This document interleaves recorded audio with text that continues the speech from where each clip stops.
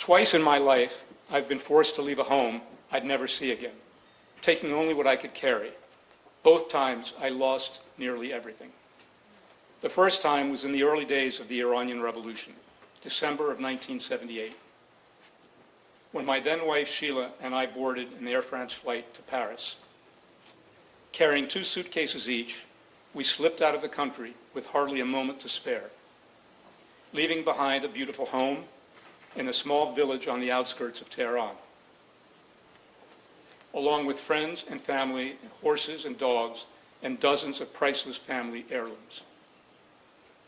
I was certain that we would soon return to Iran and our home. I was wrong.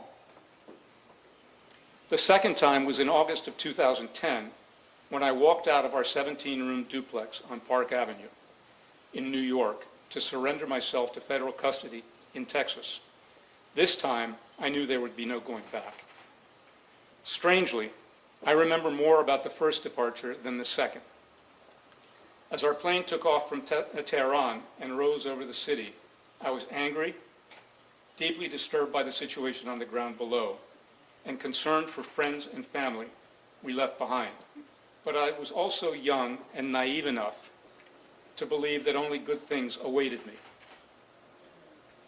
Furthermore, I had done nothing to bring about the events in Iran. Later, I'd come to realize that I did share a kind of collective responsibility for the revolution, but at the moment, I considered myself, like millions of Iranians, an innocent victim of history. The second departure was a calmer and more personal event. I was not angry, nor was I naive. I was resigned, numb, and despondent. I was also 60, not 29, and I was unmistakably, personally, to blame. My forced exile was of my own making. My memories of that summer morning in 2010 are murky. I moved through the apartment in a kind of a daze. Morning sun streamed into the apartment from across Park Avenue. The kitchen was in shambles. Sheila had undertaken a major renovation shortly before my arrest, and when our funds were frozen by the government, the renovation was halted in its tracks.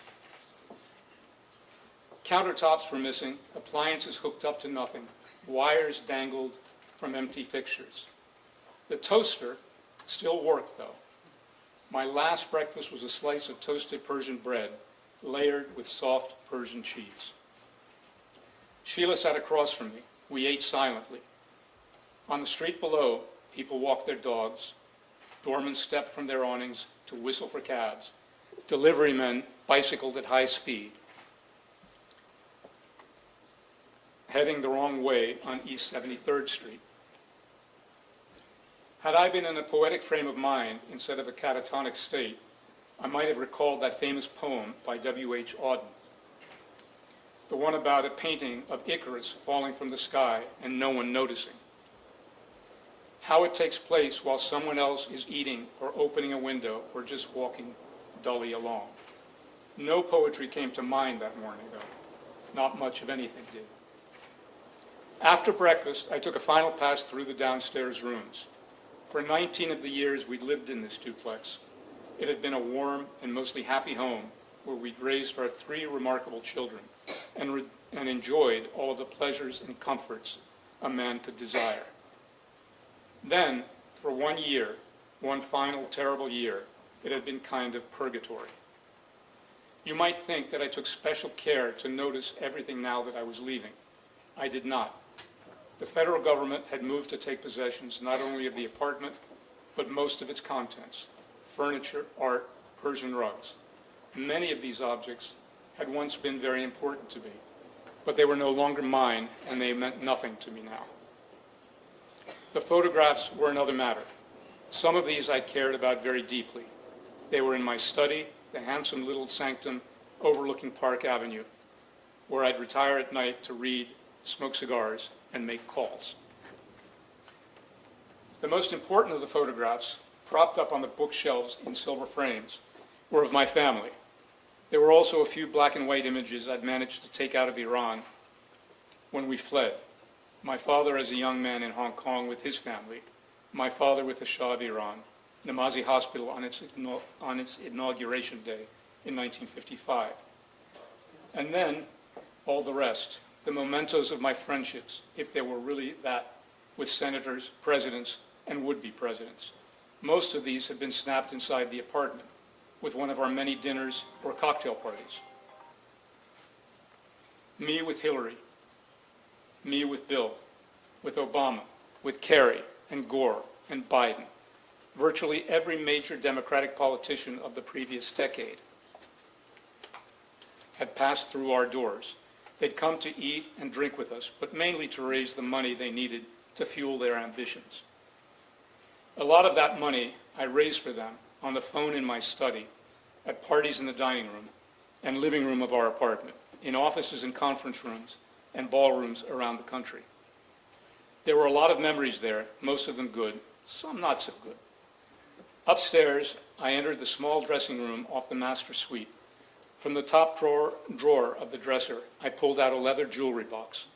Inside were my cufflinks, watches from my father, and a strand of lapis lazuli rosary beads. The beads had been given to me by a Greek friend years earlier on the eve of a presentation I was to make in the Clinton White House.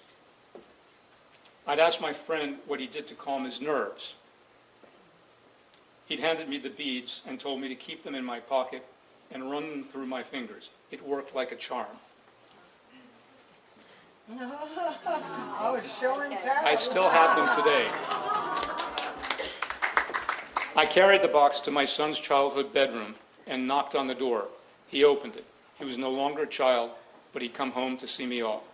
"I want you to have this," I said. He took the box, a serious and handsome young man, wise beyond his years. Kamiar reminded me of old photographs of my father in his younger days. Both my father and I had been dropped into positions of responsibility at a young age and forced to grow up fast. Now the same had happened to Kamiar, but under far more difficult circumstances. "I'll give it back to you when you come out," he said. "No, it's yours, keep it." We hugged, and I went to see each of my daughters in their rooms and hugged them too. My eldest, Yasmin, was now a doctor and had recently married, but she'd come home to see me off.